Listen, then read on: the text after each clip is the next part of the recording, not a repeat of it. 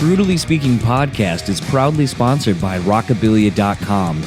For over 30 years, Rockabilia has been the go-to destination for all things band merch. With over 500,000 items in their online store and collaborations with today's hottest bands, you're sure to find something you love. Use our code BREW10 at checkout and take 10% off your total order. So go pick up your favorite new piece of merch now over at Rockabilia.com. And now, on to the show.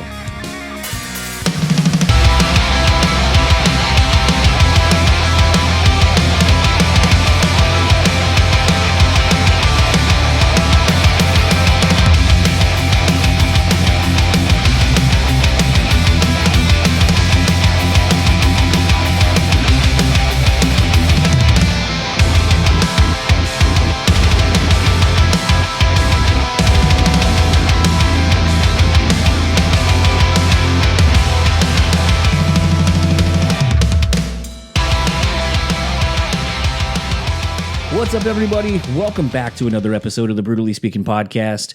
I am your host, John, and this episode's guest is the legendary Paul Booth. If you are unaware of who Paul Booth is, do some fucking homework, I guess.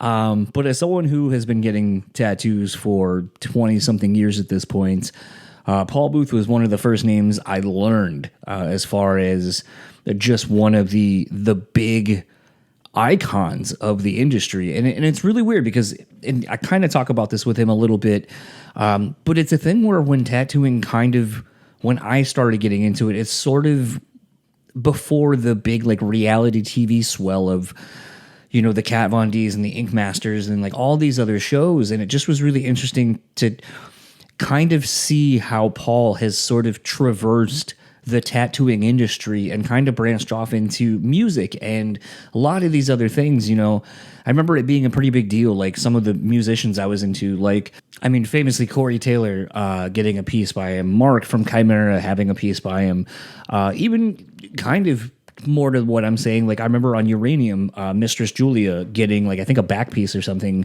by Paul. Like just so many people in bands were getting pieces by him, and it was kind of this thing where not a lot of people had their name out there like that were kind of involved in this underground music scene, not to that level. And Paul was also somebody that was, you know, getting into the magazines and so forth and really sort of became a brand. And it was sort of in a day and age where that wasn't really thought of initially, like where it's like, you know, Last Rites as a studio was one of those places where it's like, oh man, you got to go to Last Rites, you got to get a Paul Booth. Like it wasn't necessarily like the tattooing world when I was coming up wasn't necessarily what it is now, where everyone's like, come check out my shop, come see these things. Like Paul was kind of at the forefront of all that for me. And you know, there were certain artists like Brandon Bond and All or Nothing, and, you know, some of these other tattoo shops like Hart and Huntington, you know, different people getting involved in these shops and kind of building a brand and a name for themselves that people knew more so than anybody locally in their own town and so forth. And it just really, really crazy to kind of think about how far the tattooing industry has come, how far, you know, Paul's work has come, what he's put his hands into and all that kind of stuff, and just is a legend. And I think in light of, you know, the last few weeks where we collectively as a society have lost, you know, Ozzy Osbourne, obviously, we lost Hulk Hogan, however you feel about him, but, you know, a pioneer and a legend in the wrestling world. You know, we lose some of these people, and I think sometimes with 24-hour news cycle, social media stuff, sometimes I think we do and can kind of forget the lasting impact and legacy that some of these people leave. And I think Paul is one of those people that, you know, for a little while, I'm going to say this, maybe it's a bit controversial, but I think at a time, Paul is one of those first couple of people that really kind of put to the tattooing world and brought it into the mainstream where maybe other people wouldn't have or hadn't at the time. And I think the tattooing world owes a lot to Paul as a whole. All of that said, let's get into my conversation with Paul, and I'll talk to you on the other side of it.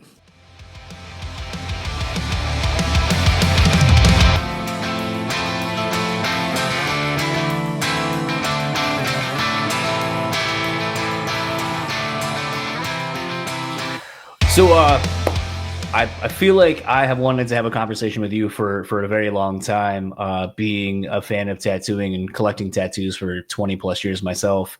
Awesome.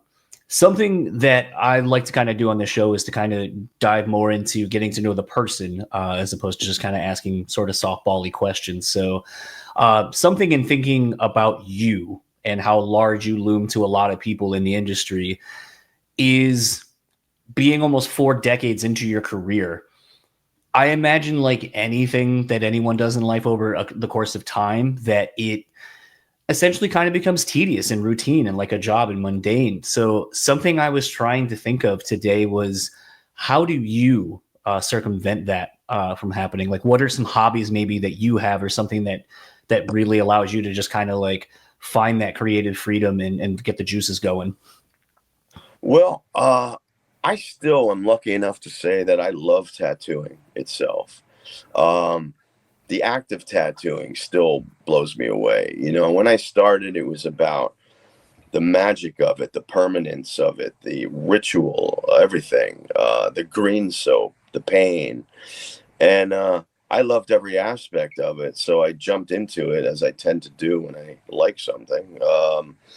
And I still to this day love it. I don't get bored. If I get bored, I tell myself you're not doing it right. So I work freehand, so a lot of it is coming up with ideas in the moment, and that's the exciting part, because I have no idea what I'm doing the next day. I don't do homework. I just sit down with you and we talk about ideas. We talk about things you like or don't like, and I establish a visual, I suppose, or a group of visuals that pop in my head, and then I just kind of draw them on you, based on what we talk about and that kind of thing. And I'll do a sketch on your skin. You'll be able to look in the mirror and see if you like it, or it can even tell what I'm planning. And not always. And we go for it. And that process is what keeps me interested, because it's different every day. How long did it take you to kind of really trust yourself and your instincts of these brief interactions with people? Because I feel like that would be a thing where maybe you could initially, before you got comfortable with you and what you do, that I feel like there's a learning curve for you there. Like, how long did it take you to really tap into that and really trust yourself? That's developed over time. I remember back when I had started, I was in a street shop for about 2.5 years, almost three, and I did all the designs picked by the customer on the wall: Tasmanian devils, roses, and hearts, and eagles, and all that stuff. When I left that shop was when I suddenly had the freedom to do it my way. Uh, so I started drawing the designs for my clients. I was living out in California for about a year and a half, and I suddenly had the freedom, to just draw it the way I wanted to draw it and do it the way I wanted to do it. So I took the opportunity and did it my way, and maybe crude at first, but over 36 years, I developed the confidence over time to just go for it. It definitely requires a lot of confidence to do, because you're marking someone permanently. There's a lot of pressure there if you allow it. Make sure they get something they want to wear for the rest of their life. That's not the easiest thing to do.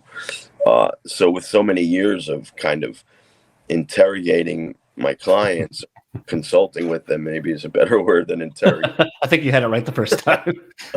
I beat them with a stick until they tell me what they want.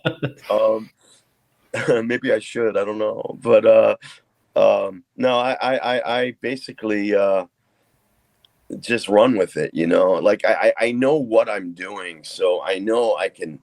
If I paint myself into a problem, I can paint myself out. Like as far as making mistakes and that sort of thing, it's not something you want to do when you're a tattoo artist. So I take the pressure of that and really use it to build my confidence. It's always interesting because, like, looking at your work, and this is something I've kind of been trying to work my way through thinking about it today, is sort of something I like kind of talking about is almost the deconstruction of like the ego and so forth, of like who you are versus who people think you are. Mm. And in that, through my own prism of getting into tattooing as getting them and then collecting them, like I said, over the 2 decades or so. But it's like from jump, when in the early 2000s, when I first started getting tattooed, people knew who you were. Last Rites had a name before shops kind of were known outside of the local area, because the internet didn't exist the way it does. Social media wasn't a thing Right. really at that point. And I think about like you as Paul Booth, as the artist, but more as a brand. Like, you kind of have always seemed to be ahead of quote unquote trends in not just the tattoo industry, but in life and in multiple industries. That it feels like you are someone that either through just real fucking old school hard work, which knowing the tattoo industry and knowing a lot of old school tattooers, that is the environment you grew up in, is just practice makes perfect, nose to the grindstone, fucking do it. But I also wonder how much of that is driven by you wanting to be that successful, to have your name be known for this thing, and your shop being known, and kind of having that business acumen. Was that something you happened to fall into, or something that was sort of premeditated? Well, the attention came fast and hard. I wasn't prepared. I did a tattoo on my girlfriend at the time back in 91. And I was just looking for a job because I didn't have one at the time when I moved back to the East Coast.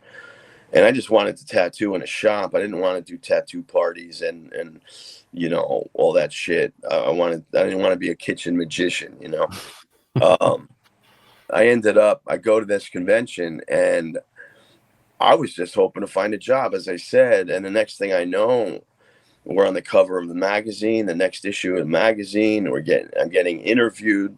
People are inviting me to their shop. It just blew up immediately. And I wasn't even prepared at all. I just tried to keep up with it over time. I didn't really have any plan. When I saw that it was happening, I used my skills to try and nurture it, like marketing, things like that. But hell, I was just trying to keep up with it. Beyond that, I didn't have any major plan other than like, it was like, hey, Paul, you want to come to Amsterdam? Sure, why not? And I'd go. And it was just years of that. So like I have like 30 plus years of traveling the world like that, and a lot of experiences, a lot of opportunities, and you just take them as they come. The hardest thing is knowing when to say no, really. How long did it take you to learn that? Oh, years. years. I did stuff I'm not saying I'm not proud of, but I mean, I've done stuff that I wish I could go back and say you shouldn't have done that. I can't really think of an example, but I'm pretty good at figuring out the worst case scenario pretty quickly. So I've been good at like kind of working off the cuff and being like, yeah, I'll do that, or no, I won't do that. If I think it's going to jeopardize my reputation, then I don't do it. Simple as that. I think there's a lot of, and I say this now having turned 40, I think there's a lot of growth in what you're saying. Like, I'm listening to you and going, saying no is something I had to learn in the last like 5 years. Like, and it's something that is infinitely de-stressed and decluttered a lot of my life. But even I think expounding upon that a little bit into understanding like what it's going to do to you, what it does to your friendships and the relationships you have, and understanding how to, I guess it boils down to boundaries. That I feel like most of the tattoo artists I know personally are fucking awful at all of that. Like, just going out for drinks turns into, I have to be on because if a potential client comes to me, I can't be like, hey, fuck off, I've had a bad day and I'm drinking with my friends, like, I don't want to talk to you. Like, you can't do that. And it's like, I don't think a lot of people understand that, like, sometimes you don't always have to be on. There is a nice way to just kind of politely be like, hey, not the time, setting this boundary for myself and for you. We'll do this at another time when it works for both of us. Right. Totally. Go ahead. Oh, I I've always put a lot of pressure on myself to perform as a tattoo artist, and because of that, if I have a big tattoo the next day, I won't be going out and partying the night before, but that's just me and my own need for being responsible for my clients. I mean, if someone's waiting years to get in your chair, or months, whatever it may be, you can't really have a bad day. They can't come in waiting all this time, marking you on their calendar, and then they show up and you're a complete hungover douchebag. You know what I mean? It's not an opportunity to, it's an opportunity to perform. Every tattoo you do, it has to be the best tattoo you've ever done. And for the sake of your client. And of course, it's not always the best tattoo you've ever done, but you have to think of it that way and try your best to make it that way. And that responsibility, with great power comes great responsibility, This might be a stupid question, but it's not one I recall really having seen you answer anywhere. You were talking about just, like your wait list is pretty massive and has been for a long time. When you start projects, if you're not able to finish them in one shot and someone comes back to you, because you were saying how everything's kind of done in the moment for that person, do you kind of like that? Because it would potentially allow you to kind of, I did this 5 years ago, but now I see something different in this piece versus what I would have done there in the moment. Do you enjoy like getting to do things like that where it's pieced out? Yeah. Yeah, absolutely. A lot of the work I do, especially nowadays, is multiple sitting work.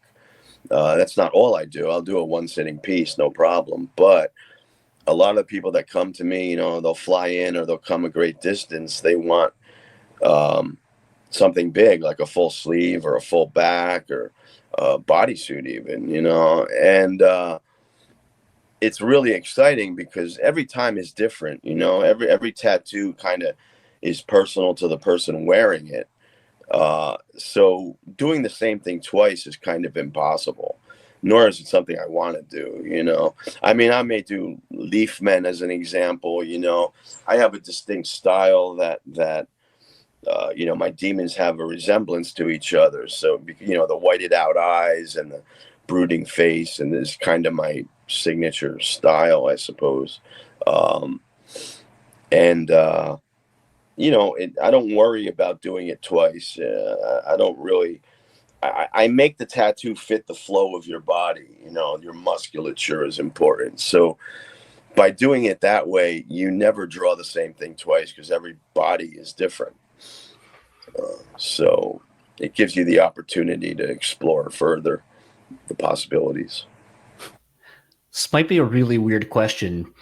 And I'll preface by saying this. So I had foot surgery about a year ago, and going through the physical rehab of like learning how to walk again with my foot and doing a bunch of other stuff. A lot of emphasis was put on paying attention to how I walk, the weight distribution and so forth. Ever since then, that's all I can kind of really focus on now is watching how other people walk and seeing just the bad ways that people walk in the bad form and probably going like, that's probably why they walk this way because it hurts their back or leaning one way. Right. As someone who studies bodies to then put specific art onto, how often do you catch yourself just looking at essentially a blank canvas to you thinking like, oh, like I like how the curve of the nape here like would be really cool. Do you do that or find yourself doing that very often? Absolutely. Absolutely. I study the musculature and the way you move. I like my tattoos to move with the body because that's the life in them. That's what brings them to life. When it moves with you and it becomes a part of you, it's like a hybrid or a symbiotic relationship between the tattoo and yourself as a person. You identify with it. You are empowered by it, whatever it may be. It's really all about being your own. It's not getting a design off the wall that everyone else has anymore. It's something distinctly you. I'll when I do in a consultation, I'll ask you questions that'll lead to things that are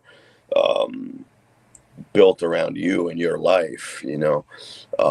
Sometimes, you know, people get tattooed for various reasons, and they're almost always different. For some, like myself, it's about armor, really. For others, it's about making a statement. For others, it's personal to them. They don't even show anybody their work. I have a guy I'm finishing a bodysuit on that never walks around without a shirt, and, you know, and you wouldn't know how heavily tattooed he is. So it's more traditional Japanese style, like bodysuit? Not Japanese style. Not like in the actual style, but the way that they would lay Yeah, it to where like your clothing would cover everything like yeah, that? yeah, Okay. yeah. Nothing on his hands or neck. Um, you know, that kind of thing. Interesting. So I kind of, because the reason we're doing this is because you were announced that you're working at Incarceration Festival, so music and tattooing festival.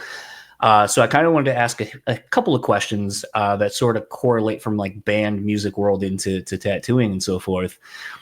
And something I was kind of thinking about is if you were at a level as a band, a lot of times this would be like if we look at someone like a Metallica or even like a Pantera of sorts, you know, legacy acts. They're at the point in their career where they're very comfortable in who they are, the catalog they've amassed, and are usually looking to give back in some way, shape, or form. Metallica does that, like taking bands like Ice Nine Kills, Pantera. Selfishly, it's a lot of the housecore bands that Phil has signed, but it's, you know, for bands, underground bands that are more like grind and all that kind of stuff, more abrasive than Pantera typically got. But I wonder if you feel the same thing about where you're at in your career, where like you're now maybe starting to think of, you know, I got maybe a good 10, 20 years left. I would like to try to start building up the next generation and doing different things. And I know you have the art fusion projects that you do where you obviously do projects and then donate the money to like kids charities and so forth. But what are some other things that do you feel that way? Do you feel like you're at a point now where you want to start thinking about the legacy and kind of giving back? And if so, what are some interesting things maybe that you would like to do to try to do that? Let's see. I'm sure how to answer that. I like to give back. I'm the kind of person that you don't take without giving, you know. Like the tattoo industry. I've taken a lot from the tattoo industry in my life, my career, but I've tried to give a lot back in return. Um, Not sure of an example of that though. I kind of, you know, like judging contests for the new kids, you know, it inspires them, and they get excited when they can show me, someone like me, their work. You know, portfolio critiques, things on a more personal level I enjoy. I'm not good at getting up on stage and being in front of all these people. You know, I'm not built that way. I've had bands in the past drag me out on stage and I'm like a terrified child, you know, 10,000 people staring at me. Half of them know who I am and half of them don't, you know, and you're not sure how to act. I'm not the guy that jumps around on stage waving my fists in the air, you know. I'm too shy for that. So, you know, I kind of like one-on-one more preferably. And I'll help with whatever advice I can give. If you seem, I don't want to say worthy, but we're not worthy of me, but worthy of tattooing, you know. If you seem like you're sincere and you're serious about getting better, I'll help you any way I can. If you're just another kid that's looking to be told he's wonderful, you ain't going to get that from me. I think there's a lot of that going on right now. Yeah. Not just solely in the tattoo world, but just in general. Everyone wants to be told that they're a shining star and one of one. And while that may be partially true, I think it's the people who don't feel that way that usually often break through and become that one of one because they're not resting on just complacency. Yeah, right. Absolutely. I have a really weird question, and I was struggling if I was going to even ask this, but I just feel like I'm not going to get the opportunity again, maybe. So why not say, fuck it, just ask it. So having gone to a handful of conventions and, like I said, having a lot of friends in the industry, I have heard that there's a quote unquote game where the game is that tattooers will try to trim a part of your dreadlock to get some of your power, as it's often said. I've never heard. That's You've great. never heard that. Okay. Oh. Anyone I've ever heard talk about it, it's always this thing where it's like a big smile comes on everyone's face and they're like, we got to get Paul's power. Like, and it's a thing where everyone treats it with such respect, but it's also a thing where like I had wondered if you had ever heard about it, but you just answered that. So I would wonder then if you've ever noticed randomly, like looking at your dreadlock at times, like, oh, it's a little like cut or frayed at the end. So I don't know if anyone's ever been successful, but more to the point, I figured and wondered if you hadn't heard it, if you think it's kind of amusing and that sort of humble in a way that people want a piece of you to have your essence with them and to kind of harness something that they believe you are tapped into. Because I think that's more of something that you've always been into, is sort of more of the primal thing of tattooing as a whole and the experience. So I feel like what is sort of an amusing thing, I feel like is such a huge compliment. I would have to take it as. Yeah, well, I mean, my hair has always been my whole Samson lock, mentally, of course. I think in reality, it doesn't have that much to do with my talent or skill, but at the same time, it does, because I'm empowered by it. I mean, for me, my hair represents my, here I am talking about my hair like a I kind of, it represents patience for me and commitment, and when I started it because I tried to make my hair white. And I burned it so bad. I'm blonde, but even trying to make it white, I burned my hair so bad it kind of dreaded on its own. And my whole head was dreadlocked until I got this tattoo when I shaved it for the tattoo and left the back. And now it's just one long dreadlock, like 6 feet, 7 feet long now. It's just become such a part of me that I couldn't imagine not having it. As to whether it's an empowerment or not, I suppose it is. It's certainly part of my character, like my tattoo is on my face, and people recognize me by both. Although my hair is about to fall off of my head after 30 plus years, so I may not have the dreadlock much longer. Well, then you'll have to sell pieces of it to those and open up another revenue stream. I thought about auctioning it off, but I don't necessarily want anyone having my DNA, Good call. So, not till after I'm dead, It was just like one of those things. Like I said, I remember hearing this story and like this thing, and I was like, "There's no fucking way that that's real." But like, because I just couldn't imagine. Like, if anyone's ever been to a convention, it's just like elbow to elbow fucking people. Yeah. So it's like the idea of being able to quote unquote sneak up on somebody and just rip like a little part off. Like, there's no fucking way. I had a dread fall off one time, a small one off the end of one of them, and I remember this girl had gotten it and didn't want to give it up. I wanted it back to sew it back into my head, and she gave it to me. But I don't know if anyone has any of my hair, to be honest with you. I don't think so. I wouldn't allow it unless, mainly because of the DNA principle. But, I think once or twice I snipped off a tiny little piece for somebody, but I can't really place the moment, honestly, I generally protect my hair as best I can, but the whole point of my hair is not giving a fuck about it. Oh, did I say a bad word? You're good. I've said a bunch. Okay. It's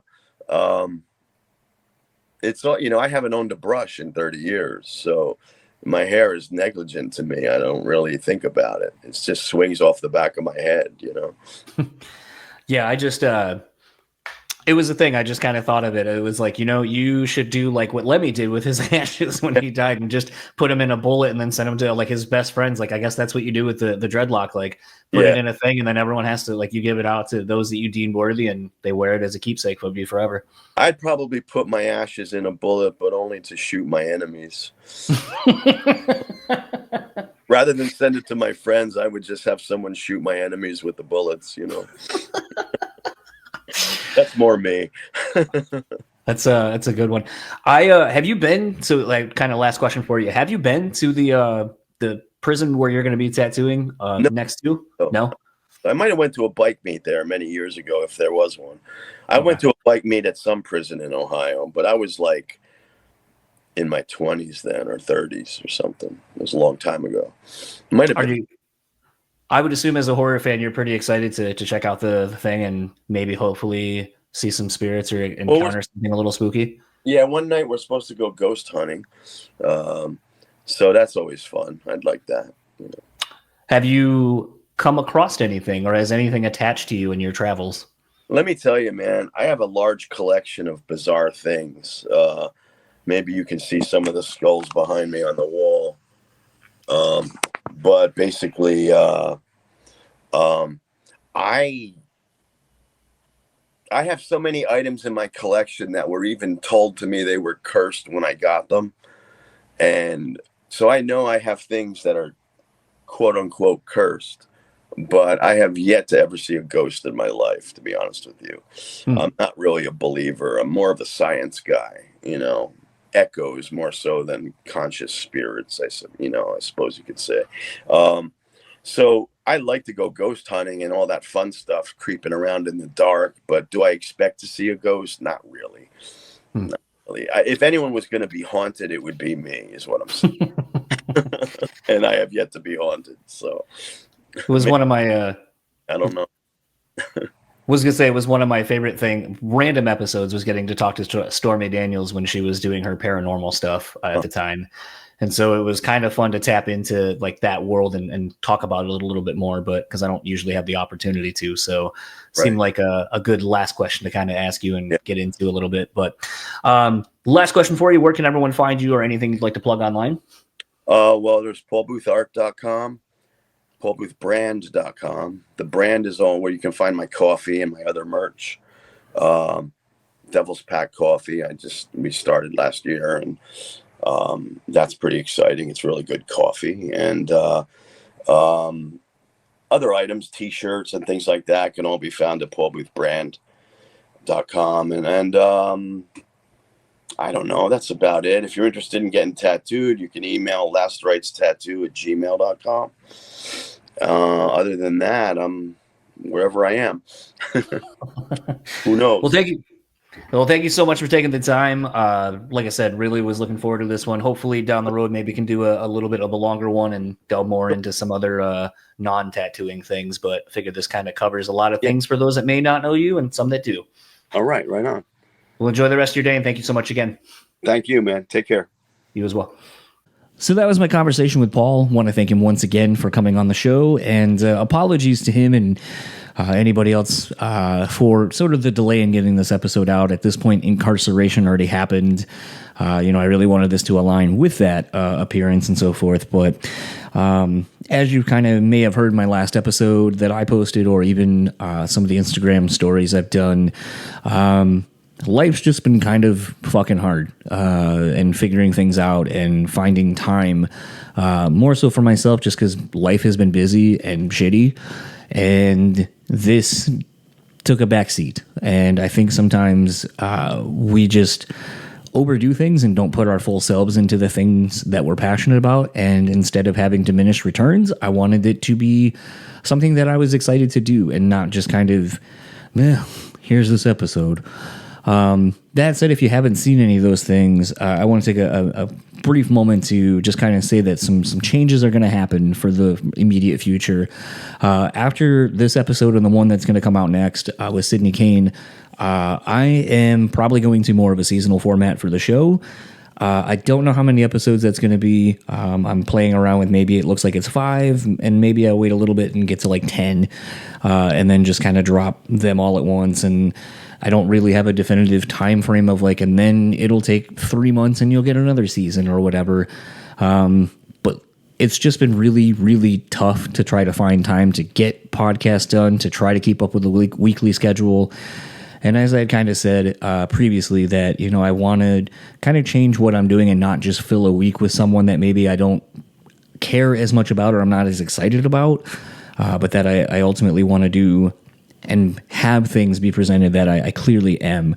And I know that's going to take time. And I also have, 9 years and 500 episodes to go back through. So I have a little bit of some stuff I can do. And I kind of found some old episodes that used to exist on the Patreon that I was like, oh, I'm never going to release these. And part of me is almost like, you know what, fuck it. I am just going to release them maybe in the downtime, and maybe that'll be a season to kick things off, is just to kind of be like, man, here's 4 or 5 episodes of things that I didn't put out, and I'll explain why I didn't put out, and it'll be fun. So to start kind of wrapping everything up so that way I don't take up too much more of your time, if you would like to keep up with Paul Booth, honestly, your best place to go is going to be paulboothart.com or paulboothbrand.com. All of those are going to take you to all the other things, but if you'd like me to spell it out for you, Paul Booth Official on Facebook, Paul Booth on Instagram, Paul Booth Brand on Instagram, and Twitter at Paul Booth Tattoo. If you would like to get tattooed by him, there's plenty of ways on some of those things. They will all direct you to a way to do it, but otherwise you can email at lastritestattoo@gmail.com. And if you get something by him, I think you should do that. But ultimately, I also think that you should go check out the tattoo shop. It is, in of itself, a pretty wild thing that he's built. I mean, I have watched so many YouTube videos of like the shop itself, and even like back in the day, the old YouTube videos and so forth, and the DVDs of him, like with different various like band people he's tattooing and so forth. But just an incredible person to have on, and I'd love to kind of have him on eventually down the road, because right at the end there we were really kind of tapping into something I wanted to further explore, but we just didn't have the time. So maybe another time. And thank you for checking this episode out. If you would like to keep up with me, BrewtallyspeakPod on all your social media platforms of choice. You can email me at brewtallyspeaking@gmail.com. Rate, review, subscribe. You know why that is important. Do such wherever you are able to. Huge thanks to Rockabilia for their continued support of the show. Head on over to rockabilia.com, pick up some awesome merch, lots of collabs that they're always doing with new artists. Ghost Justice seems to be one of those bands that they are constantly working with, and everything they do just sells out in seemingly minutes. But just doing all kinds of crazy stuff. I know there's a few other things in the works that I can't really relay to you currently because it'll ruin the surprise. But just keep going to rockabilia.com or follow them on the socials at Rockabilia and stay tapped into what they're doing. And use our code BREWtally at checkout. Take 10% off your total purchase order. And for the Brewtally Speaking podcast, I will see you all next time with Sydney Kane. That was a really interesting one. Longer chat than this one. Definitely stepping out into some new territory with her. And I hope you dig it if you take the time to listen to it. I'll see you all then.